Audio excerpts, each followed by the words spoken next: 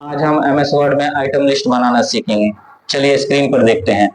सबसे पहले हम इंसर्ट मेनू में जाएंगे, उसके बाद हम टेबल को क्लिक करेंगे, फिर उसके बाद हम इंसर्ट टेबल को क्लिक करेंगे। कॉलम की संख्या में 11 डालेंगे और रो की संख्या में 5 या 6 कुछ भी डाल दीजिए। इसमें हम डालेंगे, पहले कॉलम में डालेंगे आइटम कोड, दूसरे में डालेंगे आइटम नेम, थर्ड में डालेंगे क्वांटिटी, फोर्थ में डालेंगे यूनिट, फिर डालेंगे रेट, फिर उसके बाद टोटल, फिर डिस्काउंट, फिर अगले वाले में डालेंगे जीएसटी, फिर नेक्स्ट में डालेंगे नेट टोटल, फिर डालेंगे एडवांस, फिर डालेंगे नेट बैलेंस। ठीक है, कोड में डालेंगे, जैसे कोई वस्तु ले रहे हैं, अगर वो वॉच ले रहे हैं तो डब्ल्यू डाल के कोई कोड डाल देंगे। अगले वाले लाइन में लिखेंगे वॉच। क्वांटिटी डालेंगे जैसे 5। यूनिट हम बताएंगे किलो में है कि पीस में है कि मीटर में है। हालांकि वॉच पीस मिलता है तो पीसीएस लिख दीजिए।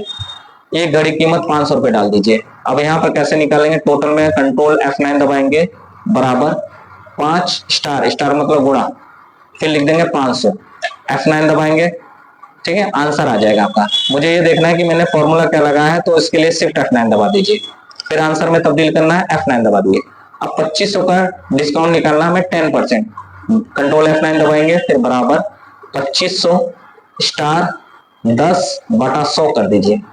फिर उसके बाद F9 दबा दीजिए, बता देगा 2500 का 10% कितना है, 250 रुपए। जीएसटी निकालना है, हम मान के चलते हैं जीएसटी 12% लग रहा है, तो जीएसटी किस पे निकालेंगे, टोटल पे ही निकालेंगे। 2500 स्टार 12/100 कर देंगे, F9 दबाएंगे। ठीक है, ये आंसर तब्दील करा। अगर मुझे देखना है कि मैंने क्या कैसे बना, शिफ्ट F9 दबा दीजिए। फिर आंसर में तब्दील करना है, F9 दबा दें। नेट टोटल कैसे बनाएंगे, तो कंट्रोल F9 दबाएंगे, बराबर, फिर शिफ्ट दबा के ब्रैकेट बनाएंगे, 2500 लिखेंगे, माइनस 250 लिखेंगे, ब्रैकेट बंद कर देंगे, प्लस 300 लिखेंगे और उसके बाद F9 दबा देंगे। रिजल्ट बना देगा 2550।